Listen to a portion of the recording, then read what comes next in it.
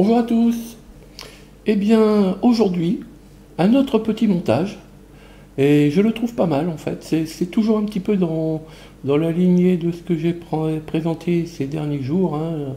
Ici, je suis sur le contrôle du gain d'un montage à ampli opérationnel, et le contrôle du gain étant réalisé, encore une fois, par un MCU, un microcontrôleur, mais cette fois, je n'utilise plus de JFET.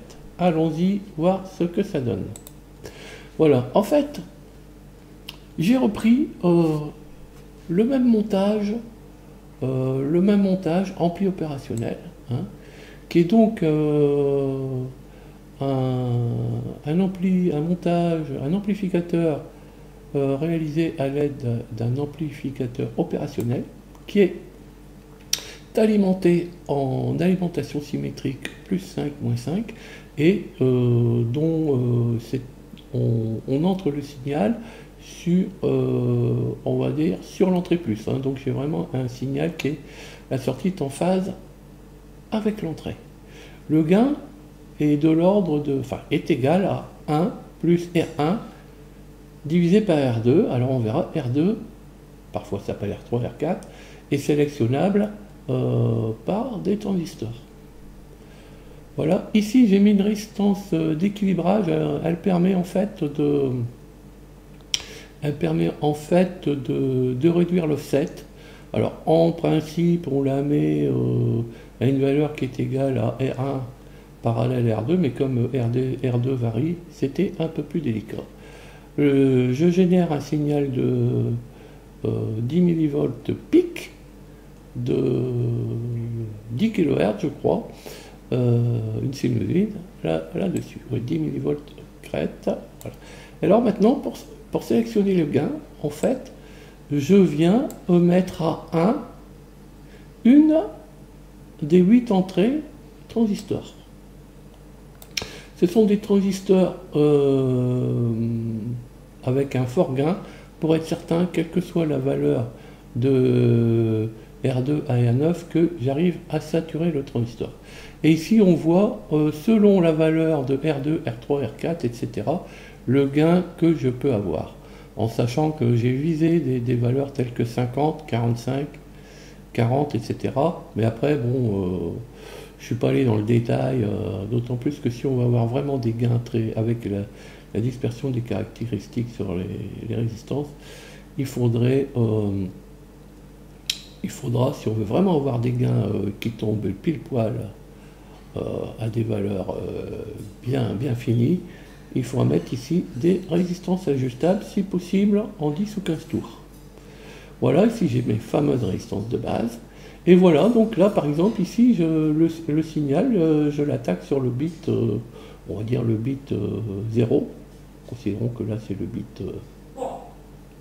alors le bit 1, considérons que là c'est le bit 0. Alors ici, donc voilà, ici si je fais ça, 4-5K, je devrais avoir un gain de 45,4. Allons-y. Voilà, je prends VE et je prends VS. Alors ça va aller assez vite. Alors deux choses qui vont m'intéresser. Je ne regarde pas VE parce que VE c'est une figure imposée, c'est le signal d'un générateur parfait envoyé sur l'entrée.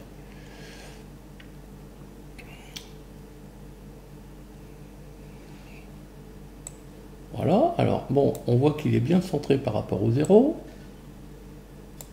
Maintenant, on va essayer de voir à peu près son gain. On n'entre pas ici dans des... Voilà. J'ai 452 millivolts avec un 10 millivolts à l'entrée. Vous voyez, 45,4, c'est bon.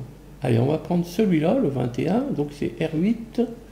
R8, c'est ici.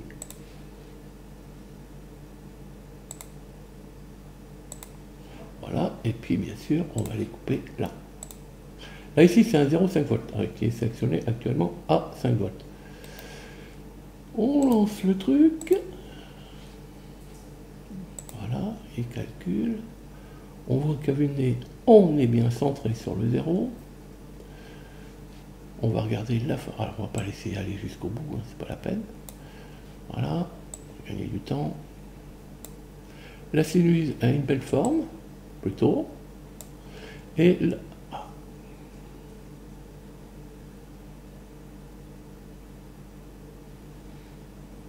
ça sert à rien d'aller trop vite, et il en fait qu'à sa tête de toute façon. Voilà, à peu près, là j'ai 209,89 et je pense qu'on avait un gain de 21. Vous voyez, c'est bien. Donc on a vraiment quelque chose qui fonctionne bien. Ce que j'ai oublié de dire ici, c'est que j'ai mis un condensateur ici. Habituellement, la liaison est directe entre R1 et R2. Ici, j'ai mis un condensateur pour isoler mes transistors.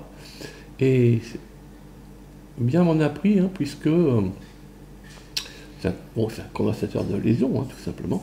Eh bien, j'atténue fortement le décalage offset avec cette solution. Voilà. Donc, alors maintenant, au niveau pratique, ça, ici, ça peut être un réseau de transistors, de 8 transistors Darlington, tels que, voilà, l'ULN 2803A, que je trouve pas mal. Gros avantage, c'est qu'il y a 8 transistors, premièrement, que ce sont des Darlington, et que la résistance de base est intégrée. Donc, voilà, tout ça, ça serait un CI.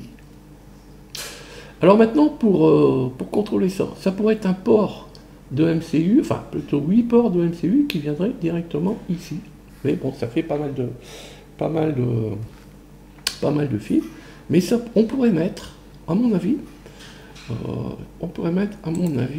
un expander tel que le MCP 23008, qui est un expander I2C, 8 bits.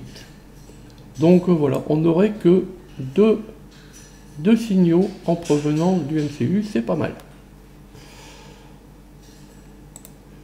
En plus, pour ceux qui veulent vraiment de la précision, on pourrait mettre ici un mot, plutôt qu'un mot de 8 bits, un mot de 16 bits. Et alors là,